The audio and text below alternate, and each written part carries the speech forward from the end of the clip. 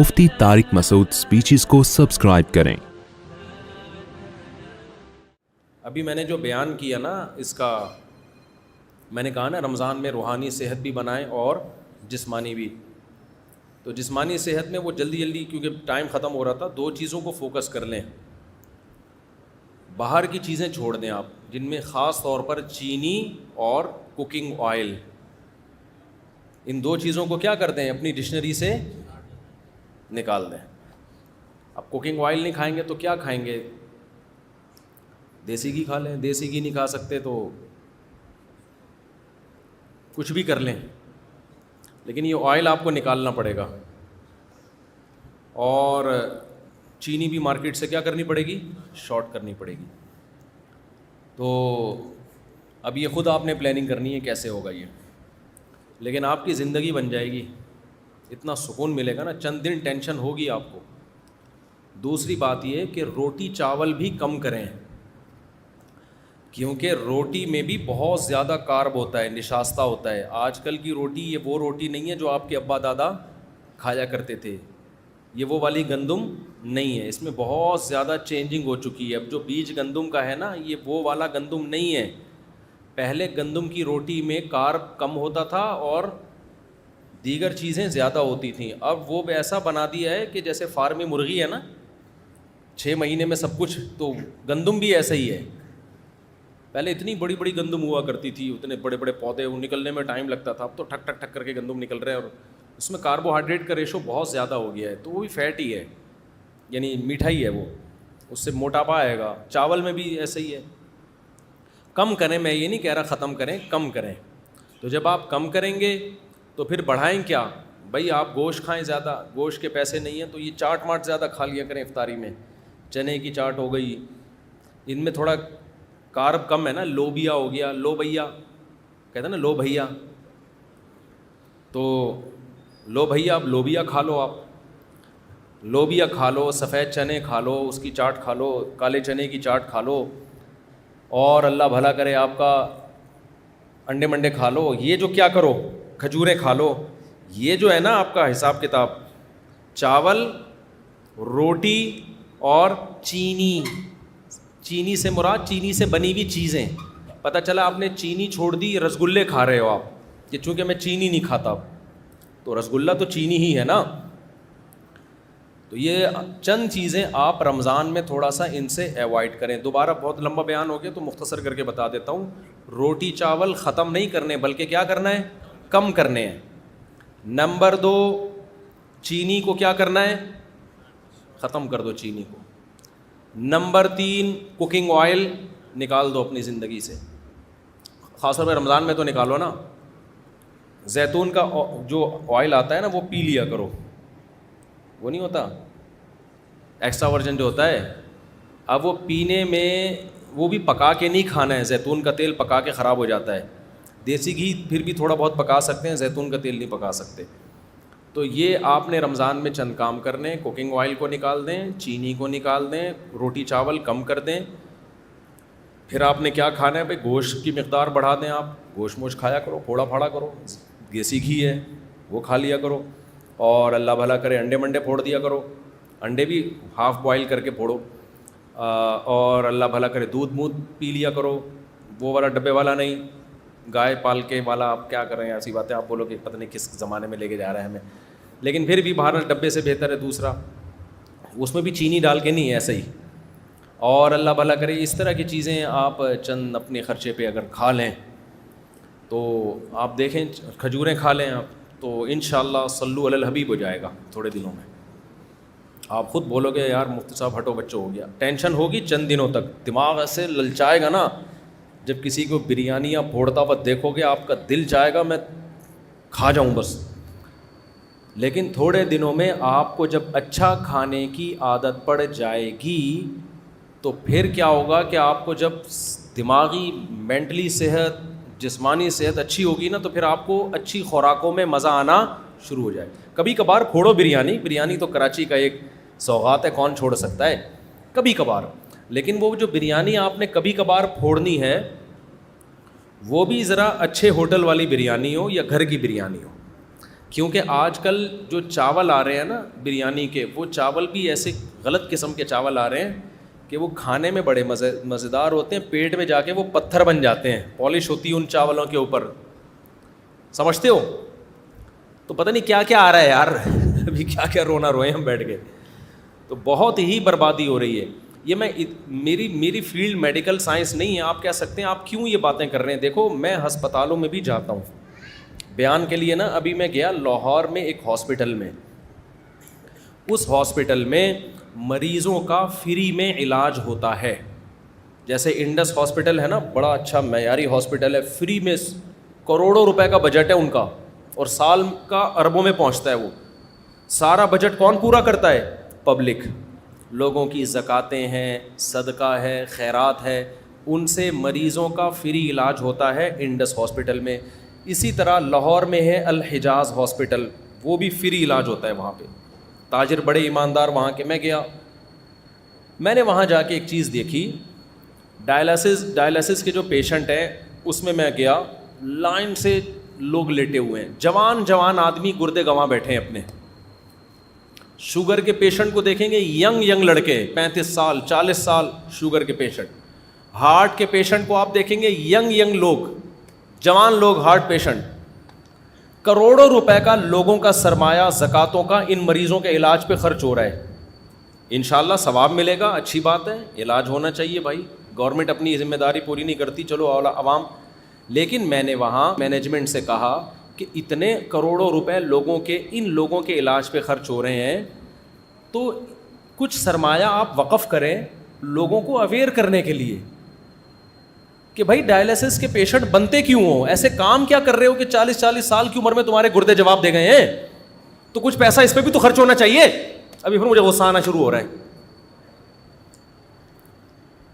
تاکہ قوم کا یہ پیسہ کسی اور جگہ استعمال ہو نا. دیکھو دوبارہ سے، ابھی سمجھ میں نہیں آیا. آپ کے پاس 4 لاکھ روپے ہیں، آپ نے کسی غریب پہ خرچ کرنے ہیں، کسی مستحق پہ. 4 آدمی ایسے نکلے جو برگر کھا کے، پیزے پھوڑ کے، اور کولڈ ڈرنک پی کے، سگریٹیں پی کے، چرس پی کے، اور بالکل نیچر کے خلاف لائف اسٹائل اختیار کر کے چاروں پیشنٹ بن گئے شوگر کے اور گردوں کے. ٹھیک ہے نا؟ وہ چاروں کس کے پیشنٹ بن گئے؟ شوگر اور گردوں کے. آپ نے 4 لاکھ روپے ان کے علاج پہ لگا دیے. ٹھیک ہے، آپ کو نیت کا ثواب ملے گا انشاءاللہ. لیکن عقل مند آپ کو مشورہ دے گا کہ یار یہ جو 4 آدمی پیزے پھوڑ رہے ہیں اور صبح و شام بوتلیں چڑھا رہے ہیں، پان گٹکے کھا رہے ہیں، سگریٹیں پھونک رہے ہیں، ان کا بے تحاشا پیسہ ان فضول چیزوں پہ خرچ ہو رہا ہے. تو آپ کو اللہ نے 4 لاکھ روپے دیے ہیں، اس سے پہلے کہ یہ مریض بنے آپ 1 لاکھ روپے اس پہ خرچ کر دو کہ یہ انسان کے بچے بن جائیں. وہ 1 لاکھ میں بن جائیں گے. 1 لاکھ روپے میں آپ کیا کرو، ایک ورک شاپ کرواؤ، یا یوٹیوب کا کوئی چینل خرید لو، اس پہ لوگوں کو اویئر کرو، یا کسی مشہور آدمی کا سے ایک ڈاکومنٹری بنوا لو، تاکہ جو مشہور لوگ ہوتے ہیں ان کی بات پھیلتی جلدی ہے، جس میں ان کو پیزے برگر کے نقصانات، کولڈ ڈرنک کے نقصانات، پان گٹکے کے نقصانات، چرس اور فضول چیزوں کے نقصانات بتائے جائیں. تو 1 لاکھ روپے میں ان کی کھوپڑی میں یہ بات بیٹھ جائے گی کہ ہمیں یہ فضول چیزیں نہیں کھانی چاہیے. کھانے کی چیزیں ہمارے کیا ہیں؟ کھجور کھاؤ میرے بھائی، شہد کھاؤ، اور اللہ بھلا کرے آپ کا، تھوڑا روٹی چاول پہ کنٹرول کرو، تھوڑا کم کھاؤ، ایکسرسائز کرو، ورزش کا بہت بڑا دخل ہے، روزے رکھو. وہ 1 لاکھ میں کیا ہوگا کہ قوم کا بہت بڑا سرمایہ بھی بچ جائے گا اور لوگ ڈائلسس پیشنٹ بنیں گے ہی نہیں. اب سمجھ میں آیا میں کیا کہنا چاہ رہا ہوں؟ تو دیکھو غریب کی خدمت صرف یہ نہیں ہے کہ جو ڈائلسس پیشنٹ ہیں یا شوگر کے پیشنٹ ہیں یا جو ہارٹ پیشنٹ ہیں زکاتوں سے ان کا علاج کراؤ. اس سے بڑی خدمت یہ ہے کہ آپ پہلے سے ان کو گائیڈ کرو، اویئر کرو، تاکہ وہ ایسے پیشنٹ بنے ہی نہیں. اب آئی سمجھ میں بات کی نہیں آئی؟ تو یہ بھی مذہب کا ٹاپک ہے یا نہیں ہے؟ میں آپ کو ترغیبیں دوں کہ ڈائلسس کے پیشنٹ پہ آپ زکاتیں خرچ کریں, آپ کو بہت ثواب ملے گا, ٹھیک ہے, یہ بھی میرا موضوع ہے. اس سے زیادہ میں اس کو فوکس نہیں کروں کہ یار لوگوں کو اویئر کرو تاکہ وہ ڈائلسس پہ جائیں نہیں نا, گردے بچا کے رکھیں اپنے. لیکن کوئی مولوی اس پہ بات کرے گا تو لوگ کہیں گے یار ہم سے نماز روزہ سننے کے لیے آئے اور یہ کیسی باتیں کر رہا ہے. تو بھائی بات وہی کر رہا ہے, زکوٰۃ کا مقصد غریبوں کی مدد ہے یا نہیں ہے؟ تو غریبوں کی مدد اس زکوٰۃ دینے میں اتنی نہیں ہے جتنا ان سے کولڈ ڈرنک, پان گٹکے اور سگریٹ چھڑوانے میں ہے. اور یہ تو صرف غریبوں کی نہیں, امیروں کی بھی مدد ہے. جب بستر پہ لیٹو گے نا جا کے, امیر ہو یا غریب, دن میں تارے نظر آ جائیں گے جب آپ کو ڈائلسس شروع ہوگا آپ کا. اللہ بچائے سب کو. ایک بیماری وہ ہوتی ہے جو قدرت کی طرف سے ہو, وہ پیغمبروں کو بھی ہوتی ہے. پیغمبروں کو بیماریاں کسی بد پرہیزی کی وجہ سے نہیں ہوتی, وہ قدرت کی طرف سے ہوتی ہے. جیسے کہ ابراہیم علیہ السلام نے فرمایا وَإِذَا مَرِضْتُ فَهُوَ يَشْفِينِ, جب میں بیمار ہوتا ہوں تو میرا اللہ مجھے شفا دیتا ہے. تو کیا آپ سمجھتے ہیں کہ ابراہیم علیہ السلام معاذ اللہ اپنی کسی کوتاہی کی وجہ سے بیمار ہوتے ہوں گے, بد پرہیزی کی وجہ سے؟ نا نا نا نا, وہ قدرت کی طرف سے. وائرل پھیلتا ہے, ابھی کراچی میں پھیلا ہوا ہے نا, سب کے گلے خراب, سب بخار میں. تو یہ ویسے ہی ہے, یہ آپ اچھا بھی کھا لیں تو بھی ہوگا, کیونکہ اس کا تعلق گٹر کے ڈھکنوں سے ہے, اس کا آپ کی خوراک سے نہیں, اور ڈھکن ہمارے قابو میں نہیں ہے. جب تک گٹروں کے ڈھکن کھلے رہیں گے وہاں سے مختلف چیزیں پھیلتی رہیں گی. سمجھتے ہو؟ اور یہ شکر ہے گٹر میں ڈھکن نہیں ہے, کیونکہ اگر ڈھکن ہوتے نا تو جس دن ہٹتا اسی دن سارے ایک دم وائرس نکل کے آ جاتے. ابھی آہستہ آہستہ تھوڑے تھوڑے نکل کے پھیلتے رہتے ہیں. اس کا کراچی میں فائدہ ہو رہا ہے. تو ایک بیماری وہ ہوتی ہے جو کس کی طرف سے ہو, قدرت کی. وہ کچھ بھی ہو سکتا ہے بھائی, وہ بزرگوں کو بھی ہوتی ہے, وہ پیغمبروں کو بھی ہوتی ہے. آج کل جو زیادہ تر بیماریاں ہیں وہ آپ کی اپنی حماقتوں کی وجہ سے ہو رہی ہیں. آپ اپنے باپ دادا کو دیکھو یار, 90 سال 95 سال 85 سال, ہم تو جنازے دادیوں نانیوں کے دادوں نانوں کے پڑھتے تھے, اب تو کسی دادے کا جنازہ ہی نہیں آ رہا. 60 سال 65 سال 60 سال 65 سال 60 سال 65 سال. کل میں نے ایک جنازہ پڑھایا, اچانک ایک خاتون کا انتقال ہو گیا. وہ بیچارے بھائی, ان کے اولادیں بہت رو رہی, اتنی ایج نہیں تھی ان کی, کہہ رہے ہیں بیٹھے بیٹھے ہارٹ اٹیک ہوا ہے, بیٹھے بیٹھے ہارٹ اٹیک ہو رہے ہیں, بیٹھے بیٹھے گردے خراب ہو رہے ہیں, بیٹھے بیٹھے جناب برین ہیمریج ہو رہا ہے, اور کم عمر لوگوں کو ہو رہا ہے یہ. تو آپ زکاتوں سے غریبوں کا یقیناً علاج کریں, آپ صدقات و خیرات سے غریبوں کا یقیناً علاج کریں, لیکن مالداروں کو چاہیے کہ کچھ پیسہ وہ وقف کر دیں لوگوں کو اویئر کرنے کے لیے کہ تمام دوائیں بچوں کی پہنچ سے دور کیسے رکھی جاتی ہیں. لائف اسٹائل کو چینج کرنا پڑے گا. اس کے لیے ہمارے ہاں نہ حکومتی سطح پہ کوئی محنت ہو رہی ہے, نہ ڈاکٹر حضرات اس پہ کوئی لوگوں کو اویئر کر رہے ہیں, چند ڈاکٹروں کے علاوہ. ڈاکٹر صاحب بھی کلینک کھول کے بیٹھے ہوتے ہیں, انجیکشن ہاتھ میں لے کے بیٹھے ہوتے ہیں, جو آ رہا ہے بخار آ رہا ہے ٹھوک دیا ٹیکا, دوسرا آیا ٹھوک دیا ٹیکا, اس کو میڈیسن لکھ کے دے دی, نوٹ بھی مل رہے ہیں, چھپ رہے ہیں, ٹھیک ہے, ہم اس کو, وہ آپ کی فیلڈ ہے, آپ زیادہ بہتر جانتے ہیں. لیکن ڈاکٹروں کو چاہیے کہ بھائی لوگوں کو آپ باقاعدہ ورکشاپ کروائیے, جو سنجیدہ ماہر ڈاکٹر ہیں, جو ایکسپرٹ ہیں. ورنہ ڈاکٹروں میں بھی ہر طرح کے ہی ہیں, منجن بیچنے والے بھی بہت سارے ہیں, ایسا نہ وہ ورکشاپ کے نام پہ پتہ نہیں کیا کروا دیں. جو ایکسپرٹ ڈاکٹر ہیں, جن کی ریسرچ ہے, جن کی تحقیق ہے, جن کا تجربہ ہے, ان کو چاہیے کہ لوگوں کو اویئر کریں, لوگوں کو بتائیں کہ یہ کیا جو آپ کھا رہے ہو, اس سے ہسپتالوں کی ڈاکومنٹری بناؤ. میرا ارادہ ہو رہا ہے, میں ڈاکومنٹری بناؤں گا اسپتالوں کی جا کے, کہ یہ دیکھو 35 سال کا نوجوان, گٹکے کی وجہ سے اس کے منہ کا حال دیکھو آپ, منہ کا کٹا ہوا ہے منہ اس کا. کیونکہ میرے پاس جب گٹکا کھانے والا آتا ہے نا, میں اس کو کہتا ہوں منہ کا کینسر ہوتا ہے, اس سے اس کو ڈر نہیں لگتا جب تک کوئی کینسر کا پیشنٹ اس کو دکھایا نہ جائے. پھر مٹھائی کا ڈبہ لے آیا, اچھا دیسی گھی بھی, بڑی نوازش آپ کی, اللہ بہت جزائے خیر دے. دیکھو میرے پاس دیسی گھی آتا ہے, پھر بھی میں کر سکتا. اچھا آپ بیٹھے تو صحیح نا, بیٹھے تو صحیح نا, ابھی بیٹھے, پھر ملتے ہیں آپ سے. میرے پاس اتنی مٹھائیوں کے ڈبے آتے ہیں نا, جو آ رہا ہے گفٹ میں مٹھائی کا ڈبہ. پہلے میں گھر میں دے دیتا تھا, پھر میں نے کہا اپنے بچوں کو میں کیوں خراب کروں مٹھائیاں کھلا کھلا کے, اب میں گھر میں بھی نہیں دیتا, اب میں دفتر میں بانٹ دیتا ہوں. تو یہ میں اس لیے بتا رہا ہوں, آپ محبت میں دیتے ہیں, آپ کی محبت کی قدر ہے, لیکن ہم مٹھائی الحمدللہ کھاتے نہیں ہیں, ٹھیک ہے نا. اور آپ کو بھی کوئی ڈبہ مٹھائی کا دیا کرے, رکھا کریں, عزت دی اس نے, بہرحال محبت دی, کھلائیں کسی اور کو. کیونکہ آدمی اپنے ہاتھوں سے اپنی قبر کھو دے, یہ صحت کے لیے بالکل بھی مناسب نہیں. بیمار ہو اللہ کی طرف سے تو صبر کی توفیق بھی ملتی ہے, اور گناہ بھی معاف ہوتے ہیں. اور رسگلے پھوڑ پھوڑ کے جب بیمار ہوتا ہے نا افسوس بھی ہوتا ہے, اور ایک دم بیمار نہیں ہوتا. لوگ کہتے ہیں ہم نے تو دن 8 رسگلے کھائے تھے. جیسے ایک مہمان گیا نا کسی کے گھر, رسگلے کھا رہا ہے تو میزبان نے کہا اور کھائیے نا, اس نے کہا پہلے 2 کھا چکا ہوں. کہتے کھائے تو آپ نے 6 ہیں, خیر یہ نہ بولیں آپ کے 2 کھا چکا ہوں میں, ٹھیک ہے نا. تو سارے ڈاکٹروں کا, حکیموں کا اتفاق ہے کہ 40 سال کے بعد میٹھے کو کیا کر دینا چاہیے, کم کر دینا. میٹھے سے وزن بڑھتا ہے, لیکن کم کرنے کے بجائے میٹھا کیا ہو رہا ہے, بڑھتا چلا جا رہا ہے. دیکھو اسلام میں جتنے تہوار ہیں نا, ان تہواروں میں کہیں بھی آپ کو میٹھا نہیں ملے گا. میٹھا آپ کو عید الفطر کے دن بھی میٹھا نہیں ہے, بس کھا سکتے ہو, کھاؤ آپ, کھانا کا ہے. کھجوریں کھائیے نبی صلی اللہ علیہ وسلم نے عید الفطر کے دن, بس اس میں ہے. وہ بھی مٹھائی نہیں کھائی آپ نے, حلوہ نہیں کھایا. عید الفطر میں آپ اتنا کیا کرتے تھے کہ پورے رمضان آپ نے روزہ رکھا تو عید سے پہلے آپ چند کھجوریں کھا کے جایا کرتے تھے بس.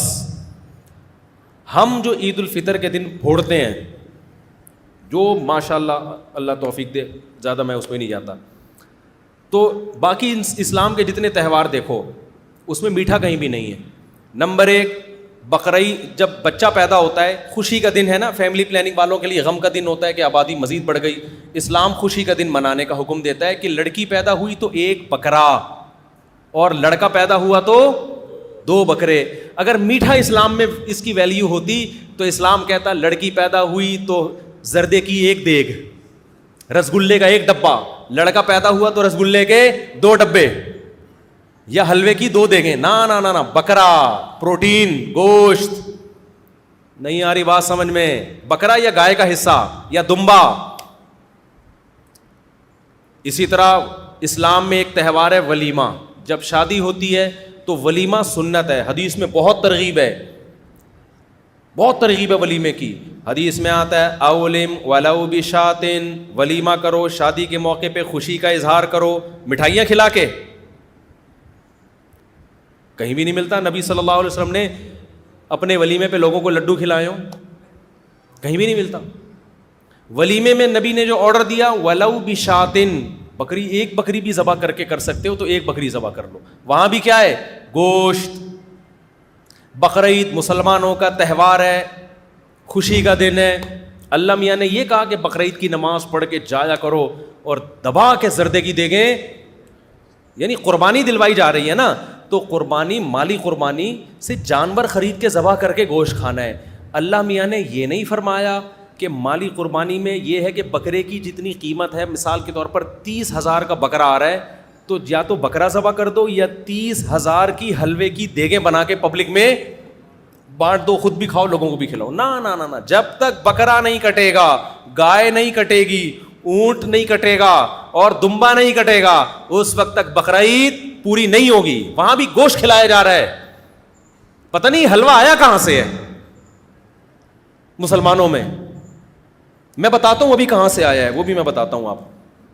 وہاں بھی ہمیں کیا کھلایا جا رہا ہے, گوشت.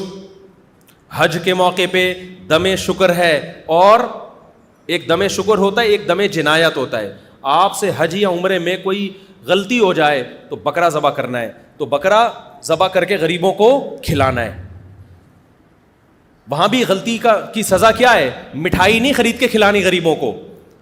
بھائی احرام میں آپ سے کوئی گناہ ہو گیا نا, کوئی احرام کے خلاف کوئی کام ہو گیا تو علماء کہتے ہیں نا دم دینا ہے.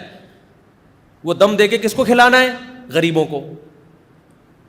تو وہ بھی اللہ کہہ سکتے تھے کہ بھائی 1 بکرا 25,000 کا آتا ہے, اگر آپ نے احرام میں اپنے بال کاٹ لیے ہے بھائی تو یہ, یا خوشبو لگا لی, تو ایسا ہے کہ اب آپ پہ جرمانہ آئے گا. اللہ کیا جرمانہ آئے گا, اللہ کہیں گے کہ بھائی 20 کلو رسگلے کے ڈبے مکہ میں خرید کے غریبوں کو بانٹ دو. نا نا نا, اللہ کو پتہ ہے یہ غریبوں کو شوگر کا مریض بنائے گا. اللہ مسلمانوں کو مٹھائی نہیں کھلا رہے. وہاں حکم یہ ہے کہ بطور سزا آپ کو غریبوں کو بکرا کھلانا ہے, گائے کھلانی ہے, دمبا کھلانا ہے یا اونٹ کھلانا ہے آپ کو. اور ایک ہوتا ہے دم شکر. دم شکر کا مطلب حج تمتع, آپ نے ایک ہی سفر میں عمرہ بھی کر لیا اور حج بھی کر لیا, اس پہ بھی دم ہے, لیکن یہ دم شکر کا ہے نا, نعمت کے طور پر, تو یہ خود کھاؤ. اب اللہ کہتے ہیں آپ نے چونکہ ایک ہی سفر میں حج بھی کر لیا, عمرہ بھی کر لیا, اس خوشی میں آپ میری طرف سے بکرا کاٹو اور میری طرف سے اب آپ کی دعوت ہے. اللہ بھی ہمیں کیا کھلا رہا ہے؟ بکرا. اللہ یہ نہیں کہتے کہ چونکہ تم نے ایک ہی سفر میں حج بھی کیا اور عمرہ بھی کیا لہذا میری طرف سے 25,000 کی مٹھائیاں خرید کے خود بھی کھاؤ اور پبلک کو بھی کھلاؤ, لڈو کھاؤ, خود بھی کھاؤ, دوسروں کو بھی کھلاؤ. کہیں ہے یار؟ فوکس کس کو کیا جا رہا ہے؟ ہر جگہ ہمیں گوشت کھلایا جا رہا ہے. گوشت کھاؤ, گوشت کھلاؤ, چربی کھاؤ, چربی کھلاؤ, اسی چربی میں گوشت پکایا جا رہا ہے.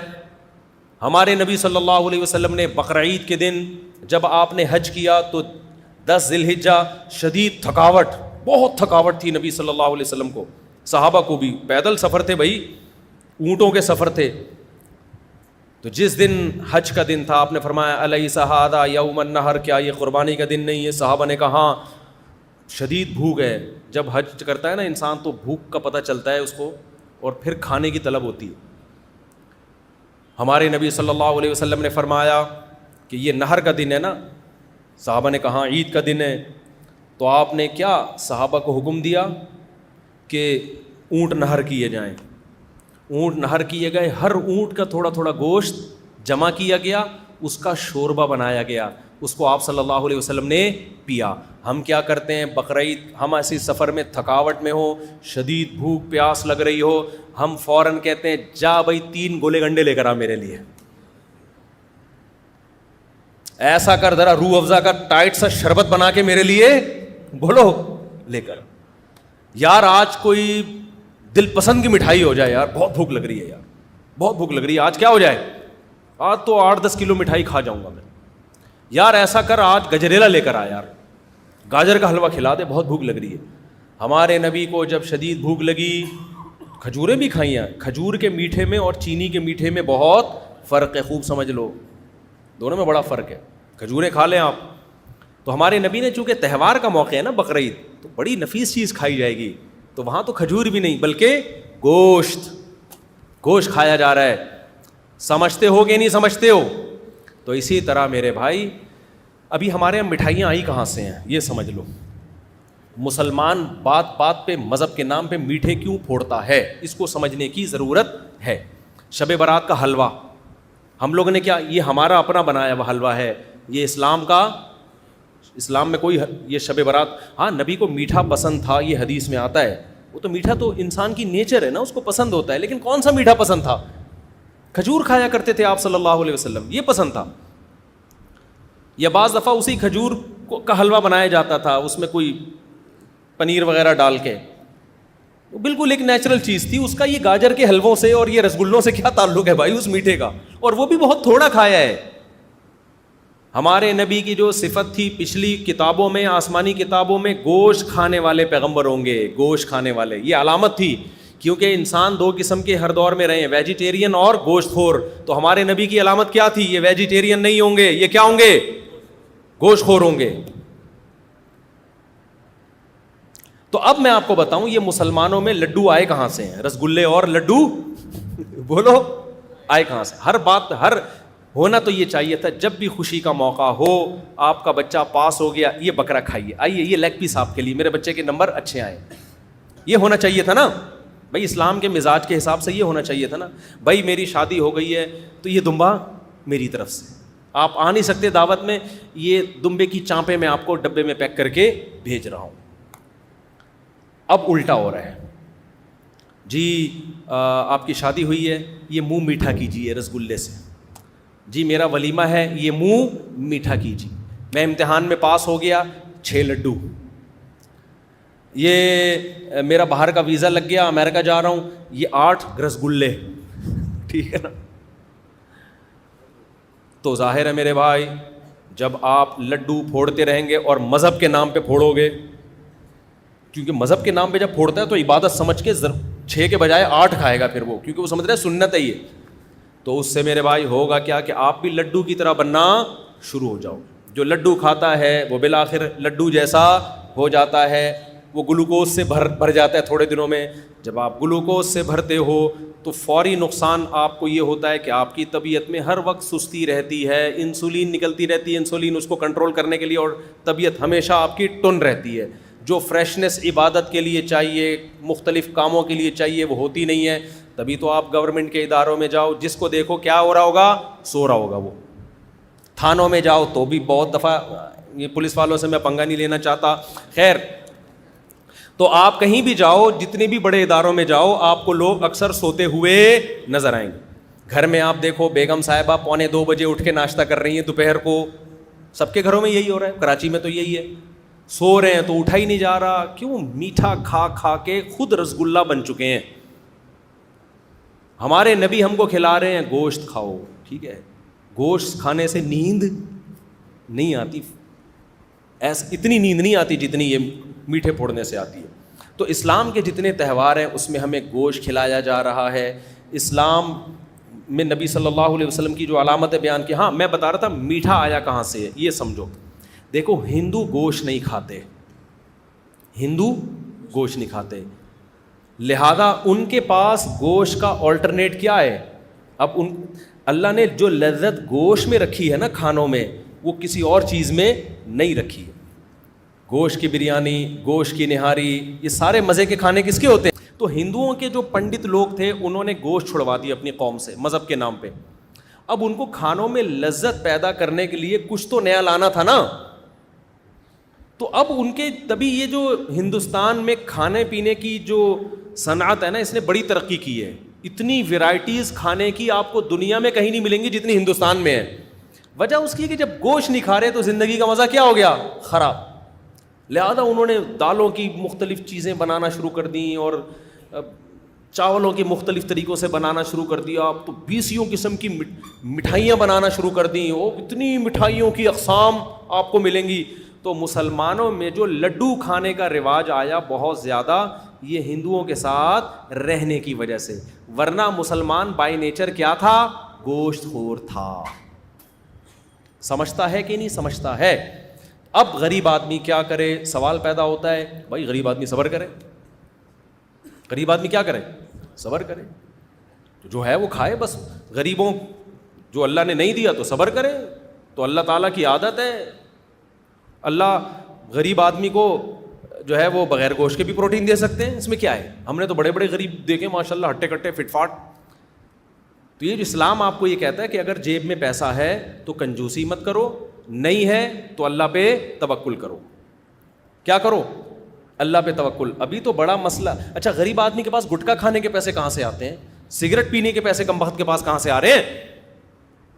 یہ کوکنگ آئل بھی تو فری میں تھوڑی مل رہا ہے. اچھا یہ آپ کو بتاؤں, یہ جو کوکنگ آئل آپ کو مل رہا ہے نا سستا, اور دیسی گھی مہنگا, دیسی گھی ڈلتا کم ہے اور یہ کوکنگ آئل ڈلتا زیادہ ہے. نتیجہ تقریباً سیم ہی ہے. نتیجہ تقریباً کیا ہے؟ سیم ہی ہے. اور غریب آدمی کے لیے بکری پالنا زیادہ آسان ہے. آپ پال لو, وہ تو ادھر ادھر سے کھا پی کے اپنا گزارا کر لیتی ہے. خیر اب میں امیر غریب کی بات کی طرف نہیں جا رہا. میں تو کہہ رہا ہوں چلو غریب آدمی صبر کرے, لیکن جس کو اللہ نے پیسہ دیا ہے وہ تو اپنے ہاتھوں سے اپنی قبر خود مت کھودے. وہ تو کم از کم تھوڑا سا خیال کرے. تو جتنا زکوٰۃ کا پیسہ غریبوں کے علاج پہ خرچ ہو رہا ہے, صدقات و خیرات کا پیسہ, تو میں لوگوں سے کہتا ہوں, ڈاکٹروں سے کہتا ہوں یا تاجروں سے کہتا ہوں کہ بھائی لوگوں کو اویئر کرو کہ آپ جوانی میں بیمار ہو کیوں رہے ہیں. میڈیکل سائنس یہ کہتی ہے, میں نے ڈاکٹروں سے سنا ہے کہ جو ہارٹ اٹیک ہوتا ہے نا, یہ اچانک ہمیں لگتا ہے کہ اچانک ہو گیا, ہوتا یہ اچانک نہیں ہے. 15 سال سے دل کے ساتھ غلط ہو رہا ہوتا ہے. آپ ایسی غذائیں کھا رہے ہوتے ہیں 15 سال سے جو دل کے لیے نقصان دہ. 15 سال آپ کو آپ کی باڈی اور دل مہلت دیتا ہے کہ انسان کا بچہ بن جا. 15 سال تک آپ غلط غذائیں کھاتے کھاتے کھاتے کھاتے جب دل سے آپ کی یعنی دل کے بس میں نہیں رہتا نا, پھر ہارٹ اٹیک ہوتا ہے. وہ جو رگیں جمنا شروع ہوتی ہیں ایک دم سے تھوڑی اس میں پراٹھے آ کے اٹک جاتے ہیں. جو دل رگیں تنگ ہوتی ہیں اور ہارٹ اٹیک ہوتا ہے تو ایک دم سے تھوڑی ہوتا ہے, 15 سال لگتے ہیں کم سے کم. تو 15 سال سے آپ کچھ غلط کھا رہے ہوتے ہو, جس کے بعد دل ایک دن آ کے کہتا ہے بھائی بس ہو گیا, اور ہارٹ اٹیک ہوتا ہے اور آپ کا انا للہ ہو جاتا ہے. اور لوگ کہتے ہیں ابھی تو بیٹھے ہوئے تھے, پتہ نہیں اچانک ان کو کیا ہو گیا. اچانک نہیں ہوا, یہ 15 سال سے پراٹھے پھوڑ رہے ہیں. جب بھی پراٹھے بولتا ہوں مجھے اپنا خیال آتا ہے, یہ 15 سال سے کیا کر رہے ہیں؟ پھوڑ تو 30 سال سے رہے ہیں, 15 سال سے دل خراب ہونا شروع ہوا تھا اور یہ رسگلے پھوڑ رہے ہیں. اور اگر پراٹھے پھوڑ رہے ہو نا تو ایکسرسائز اتنی کرو کہ وہ پراٹھا کہیں کسی کھانچے میں جا کے فٹ ہو جائے, سمجھتے ہو, کہیں نہ کہیں جا کے لگ جائے, وہ اٹیک کا ذریعہ نہ بنے. تو اس لیے میں اس پر اتنی شدت سے بیان کرتا ہوں, ورنہ میرے میڈیکل سائنس میری فیلڈ نہیں ہے. تو اب چونکہ رمضان میں آپ اپنی صحت کو مینٹین رکھ سکتے ہیں, تو اس لیے ایسے کام مت کریں کہ مالداروں کا پیسہ آپ کے ڈائلیسس میں خرچ ہو. کوشش کریں اپنے گردوں کو بچائیں. قوم پہلے ہی بہت غریب ہے, پہلے ہی قوم پہ بہت بوجھ ہے, تو جب یہ ڈائلیسس کے پیشنٹ ہی کم ہوں گے تو جو مالدار خرچ کرنا چاہتے ہیں ان کے پاس اور بہت سارے مصارف آ جائیں گے جہاں وہ خرچ کریں گے. تو میرا اپنا بھی ارادہ ہے کہ میں ڈاکٹروں کو لا کے, جو اچھے ایکسپرٹ حکیم ہیں یا ڈاکٹرز ہیں, ان کو لا کے لوگوں کو اویئر کروں. ابھی ہم نے ڈاکٹر خرم صاحب جو لندن میں ہوتے ہیں ان کا انٹرویو لیا ہے پوڈ کاسٹ, وہ بھی انشاءاللہ بھی شائع ہوگا, کینسر کے بارے میں, کہ وہ بہت سی بے احتیاطیاں ہوتی ہیں جن سے آپ کو کینسر ہو جاتا ہے.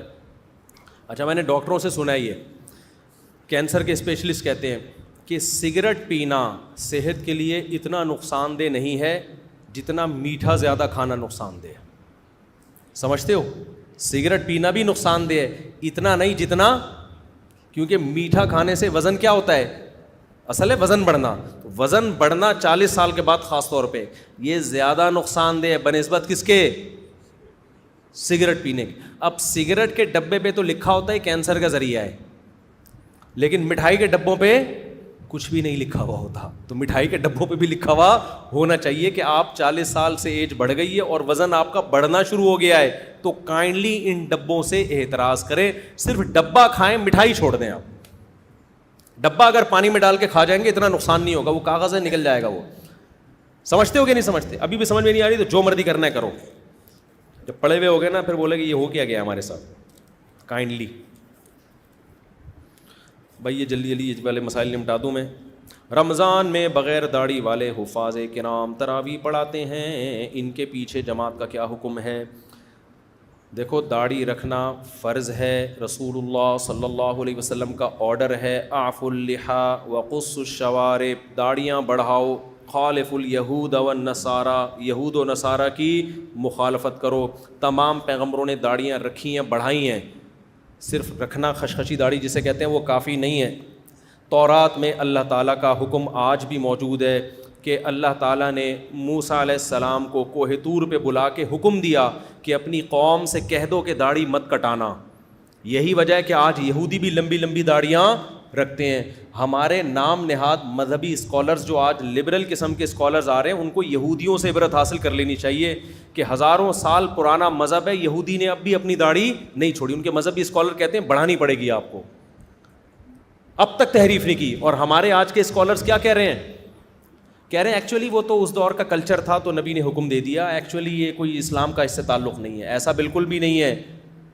اللہ تعالیٰ نے مرد اور عورت میں فرق کے لیے بہت ساری چیزیں رکھی ہیں. ان میں بہت بڑا فرق جو ایک ظاہری گیٹ اپ کا ہے وہ کس کا ہے؟ داڑھی کا ہے. اس لیے آپ خدا کے حکم کو چینج کرنے کی کوشش نہ کریں. زمانہ تبدیل ہوگا, اسلام تبدیل نہیں ہو سکتا. تو یہ اللہ کا حکم ہے, اور یہ ایسا گناہ ہے جو 24 گھنٹے آپ کے ساتھ لگا ہوا ہے اگر آپ کاٹتے ہو. اگر آپ سے نہیں رکھی جا رہی توبہ استغفار کر کے اللہ سے توفیق مانگو. آج بعض مذہبی اسکالرز کے ساتھ مسئلہ یہ ہے کہ ان کو فیمس ہونے کا شوق بھی ہے لیکن شریعت کے احکام کو فالو نہیں کرتے, نتیجتاً شریعت کا حکم ہی چینج کر دیتے ہیں. تو ایسا نہیں ہے. تمام پیغمبروں کی داڑیاں تھیں, تمام صحابہ کی داڑیاں تھیں, علماء, صلحاء, محدثین, فقہا, کوئی ایک بھی نہیں دکھا سکتے ماضی میں جو داڑھی چھوٹی کرتے ہوں. اس لیے داڑھی بڑھانے کا حکم ہے, کم سے کم اس کی مقدار 1 مشت ہے, کم سے کم چاروں طرف سے 1 مٹھی. اور خط بھی ایسے ایسے بنا رہے ہیں عجیب عجیب قسم کے, جیسے کپ رکھ کے نا کاٹ دیا. ایسا نہیں کرو یار. جو نیچرل اللہ نے آپ کو جو جس طرح کی داڑھی دی ہے اسی طرح کی رکھ لو, وہ زیادہ خوبصورت لگے گی. عجیب عجیب قسم کے خط بنا رہے ہیں داڑھی, تو برا لگتا ہے, وہ دیکھنے میں اچھی نہیں لگتی ہے. چہرے پہ جو رونق آتی ہے وہ اسی داڑھی میں آئے گی جو قدرت نے آپ کے فیس کے حساب سے آپ کو دی ہے. فَلَا يُغَيِّرُنَّ خَلْقَ اللَّهِ, قرآن کہتا ہے نا کہ ہم, شیطان نے قسم اٹھائی تھی کہ اللہ میں ان سے تیری تخلیق چینج کرواؤں گا, میں جس فطرت پہ تو نے پیدا کیا. تو اب مصلی جو ہے نا امامت کا, وہ ایک بڑا ایک عظیم مقام ہے. تو مصلی پہ ایسے شخص کو کھڑا کریں, کم از کم ڈریسنگ اس کی شریعت کے مطابق ہو. ڈسکو قسم کے ملا بھی آ رہے ہیں, حافظ. ہمارے محلے میں ایک بچے نے حفظ کیا لیکن سارا دن فلمیں دیکھتا تھا, ڈرامے دیکھتا تھا, ڈبو پہ اسنوکر پہ لگا رہتا تھا. اور کیا ہوتا رمضان میں نا سر پہ ٹوپی پہن کے مصلی پہ آ کے کھڑا ہو جاتا. اچھا تراویح پڑھنے کے بعد پھر سنوکر کلب جاتا, پھر فلمیں دیکھ رہا ہے, ڈرامے دیکھ رہا ہے, میوزک بھی سنتا ہے, داڑھی بھی کاٹتا تھا. تو ہم نے کہا بھائی یہ ہو کیا رہا ہے مارکیٹ میں؟ تو لوگوں نے کہا یہ ڈسکو ملا ہے. یہ کیا ہے؟ ڈسکو ملا. تو بھائی آپ ایسے بندے کو چاہیے, اپنا قرآن اگر کمپلیٹ کرنا ہے گھر میں کر لو بھائی. مسجد ایک اجتماعی جگہ ہے مسلمانوں کی, ایک اس کی عظمت ہوتی ہے. مصلی پہ جب کوئی کھڑا ہوتا ہے, ہمیں اندر کا تو نہیں پتا کس کے دل میں کیا ہے, چھپ کے کون کیا کر رہا ہے. ظاہری گیٹ اپ تو کم از کم ٹھیک ہونا چاہیے نا. سمجھ میں آ رہی ہے بات کہ نہیں آ رہی؟ ظاہری گیٹ اپ تو ایسا نہ ہو کہ یہاں سے جا کے سنوکر کلب میں, وہاں جا کے فلم دیکھ رہا ہے, وہاں جا کے یہ کر رہا ہے, ساری دنیا کہہ رہی ہے بھائی یہ بندہ ہے کیا ہے یہ. تو ظاہری گیٹ اپ کم از کم حافظ قرآن کا جو مسجد میں تراویح پڑھا رہا ہے اس کا شریعت کے کسی کبیرہ علانیہ گناہ میں مبتلا نہ ہو. کبیرہ گناہ اور کھلے عام اس میں مبتلا نہ ہو. اگر ہے تو آپ کو چاہیے کہ آپ اس کو ہٹا دیں وہاں سے, اگر ہٹانے کی قدرت ہے. نہیں ہے تو پھر کوئی ایسی جگہ نماز پڑھیں جو امام کوئی ڈھنگ کا ہی آدمی ہو وہ, کیونکہ امام کا تقویٰ اور اس کی للہیت کا اثر پڑتا ہے مقتدیوں کے اوپر. امام نیک پرہیزگار ہوگا, اس کے پیچھے نماز کی الگ برکتیں ہوں گی. تراویح کوئی چھوٹی موٹی نماز نہیں ہے, اچھی خاصی ٹینشن ہے, لمبی نماز ہے. تو آپ کسی فاسق آدمی کے پیچھے پڑھ کر اس کی برکتوں سے کیوں محروم ہونا چاہتے ہو بھائی آپ؟ تو کوشش کیا کریں, ہمت کریں, جو امام پراپر داڑھی ہو, شریعت کے مطابق اس کا لباس ہو, کسی کبیرہ علانیہ گناہ میں مبتلا نہ ہو, اس کو مسجد کا امام بنائیں اور تراویح اسی کے پیچھے پڑھیں آپ. نابالغ بچوں کے پیچھے تراویح کا کیا حکم ہے؟ چھوٹا بچہ تراویح میں قرآن سن تو سکتا ہے لیکن نابالغ بچہ قرآن پڑھا نہیں سکتا بالغوں کو. نابالغ بچے نے قرآن اگر حفظ کر لیا ہے تو گھر میں وہ بہن بھائیوں کو, چھوٹے نابالغ بچوں کو وہ امامت کرے, وہاں قرآن کمپلیٹ کرے, کیونکہ اس سے قرآن کمپلیٹ کروانا چاہیے رمضان میں. اگر وہ امامت نہیں کرے گا گھر میں تو قرآن بھول جائے گا, لیکن بالغ آدمی اس کے پیچھے نماز نہیں پڑھ سکتا. کن صورتوں میں روزہ چھوڑنا جائز ہے؟ روزہ چھوڑنا صرف 2 صورتوں میں جائز ہے قرآن کے مطابق, ایک سفر میں اور دوسرا بیماری میں. سفر کا مطلب یہ ہے کہ آپ سفر میں داخل ہو چکے ہوں. مثال کے طور پر صبح سحری کے وقت تھا, کراچی ایئرپورٹ پہ تھے, آپ نے جانا ہے امریکہ, کتنا لمبا سفر ہے نا. لیکن سحری کا وقت, آپ کا گھر ہے کراچی میں, سحری کا وقت ختم ہو گیا کراچی ایئرپورٹ پہ, تو ابھی آپ مسافر بنے نہیں ہیں. سفر کی نیت ہے مگر بنے نہیں ہیں, تو آپ کو روزہ رکھنا پڑے گا, کیونکہ آپ مقیم ہے نا ابھی. تو لوگ کیا کرتے ہیں, چونکہ آج ہم نے امریکہ جانا ہے یا چھانگا مانگا جانا ہے تو ابھی سے روزہ چھوڑ دیا ہم نے. بھائی وہ تو جب آپ جہاز میں بیٹھیں گے, جہاز کراچی کی حدود سے باہر نکلے گا, اس وقت آپ مسافر بنیں گے. جب تک کراچی کی حدود میں ہے, اپنے شہر کی حدود میں ہے, آپ مسافر نہیں بنتے. ابھی مسافر ہونے کا ارادہ, تو گھر سے نکلنے سے مسافر نہیں بنتا آدمی. اپنے شہر کو تمام مضافات سمیت, شہر اور اس کی جو قریب کی آبادی ہوتی ہے, وہ جب تک پوری مکمل ختم نہیں ہو جاتی آپ سفر میں داخل نہیں ہوتے. سمجھتے ہو؟ ہاں, آپ جہاز میں بیٹھ گئے, ابھی سحری کا وقت ہے اور جہاز کراچی کی آبادی سے باہر نکل گیا اور ابھی بھی سحری کا وقت ہے. اب سحری کا وقت جب ختم ہونے والا ہے, اس وقت آپ مسافر بن چکے تھے, تو اب آپ روزہ چھوڑ بولو سکتے ہیں. اب آپ کیا کریں گے؟ روزہ چھوڑ سکتے ہیں.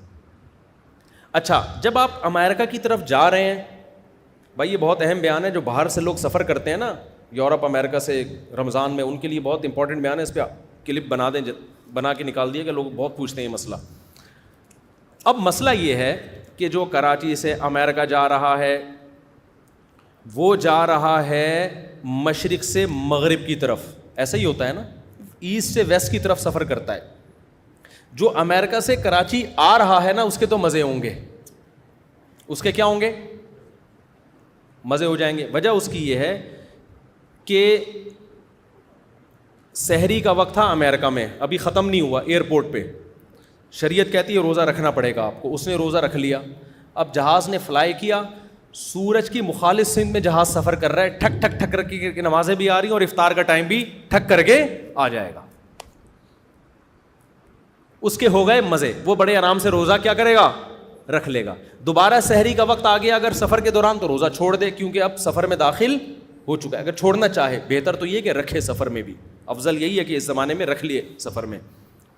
لیکن مسئلہ اس کے لیے ہوتا ہے جو یہاں کراچی ایئرپورٹ پہ تھا, 5:30 فرض کرو سحری کا وقت ختم ہو رہا ہے, اب 5:30 پہ بورڈنگ کا اعلان ہوا, جہاز میں بیٹھنا شروع ہوا, یا جہاز ابھی ٹیک آف کر رہا ہے, ابھی اڑا نہیں ہے, اور سحری کا وقت داخل ہو گیا, تو ابھی یہ مسافر بنا, سحری کا وقت ختم ہو گیا, ابھی یہ مسافر بنا نہیں ہے, اس پہ روزہ رکھنا کیا ہے, واجب ہے, روزہ رکھ لیا اس نے. اب ہوگا کیا, جہاں جہاں سورج جا رہا ہے جہاز بھی بولو وہیں جا رہا ہے, اس کا روزہ ہو جائے گا بہت لمبا, بعض دفعہ 23 گھنٹے کا روزہ بھی ہو جاتا ہے. تو ایسے میں شرعی حکم یہی ہے کہ آپ کو روزہ رکھنا بول لیں پڑے گا. سمجھتے ہو کہ نہیں سمجھتے؟ بے شک روزہ لمبا ہو گیا, لیکن چونکہ روزہ آپ رکھ چکے ہو, اب اس کو توڑنے کی شرعاً اجازت نہیں ہے, اب اس کو کمپلیٹ. سفر میں روزہ توڑنا جائز نہیں ہے سفر کی وجہ سے, چھوڑنا جائز ہے, لیکن وہ چھوڑنا جب ہے جب سفر میں روزہ شروع ہو رہا ہو, توڑنا جائز نہیں ہے. اب روزہ ہو گیا بہت لمبا تو کوئی بات نہیں, اللہ میاں نے آپ کو مختصر روزے بھی تو دکھائے نا, آج تھوڑا سا لمبا ہو گیا, مرو گے نہیں انشاءاللہ.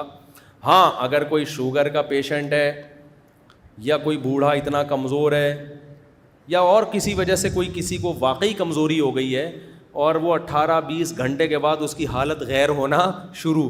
غیر ہونے کا مطلب یہ ہے کہ بیمار ہونے کا خطرہ ہو گیا, بیمار ہونے کا خطرہ, تو پھر وہ روزہ توڑ سکتا ہے.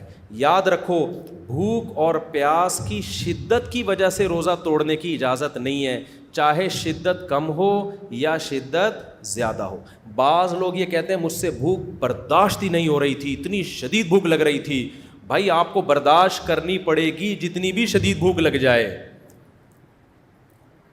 بعض لوگ کہتے ہیں اتنی پیاس لگ رہی تھی مفتی صاحب میں نہیں برداشت کر سکتا تھا, 20 گھنٹے 18 گھنٹے سے میں نے پانی نہیں پیا تھا, میں پاگل ہو رہا تھا, میں برداشت نہیں کر سکتا تھا. بھائی آپ کو برداشت کرنا پڑے گا. تو برداشت ہو سکنا یا نہ ہو سکنا شرعی عذر نہیں ہے. شرعی عذر یہ کہ اتنی حالت خراب ہو جائے کہ آپ کو یہ لگے کہ اگر میں نے پانی نہیں پیا تو میں بے ہوش ہو جاؤں گا, یا میں بیمار ہو جاؤں گا, یا میں مر جاؤں گا. ایسی صورت میں روزہ توڑنا پھر صرف جائز ہی نہیں بلکہ واجب ہو جاتا ہے. پھر نہیں توڑیں گے تو گناہ ہوگا. سمجھتے ہو؟ تو روزہ توڑنا یا تو فرض ہے یا حرام ہے, ٹھیک ہے نا. فرض جب ہے جب بیمار ہونے کا تھوڑی موت کا خوف ہو جائے آپ کو, پھر تو فرض ہے.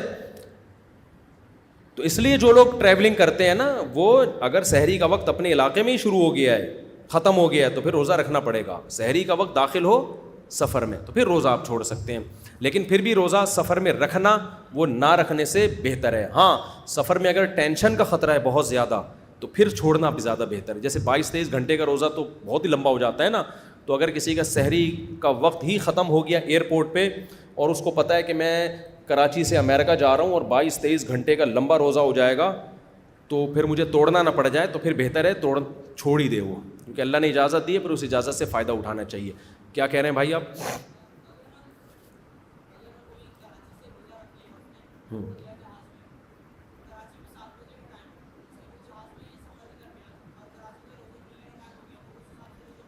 نہیں, یہ کہہ رہے ہیں جہاز میں کراچی آ رہا ہے اور کراچی میں روزے کا ٹائم ہو گیا, جہاز میں نہیں ہوا, تو ایسا نہیں ہے.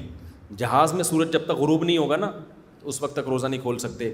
اچھا, ایک مسئلہ تو یہ ہو گیا روزے سے متعلق. اگلا سوال بھی اسی جیسا ہے, وہ یہ ہے کہ مزدور حضرات یا سخت محنت کش افراد روزہ کیا چھوڑ سکتے ہیں؟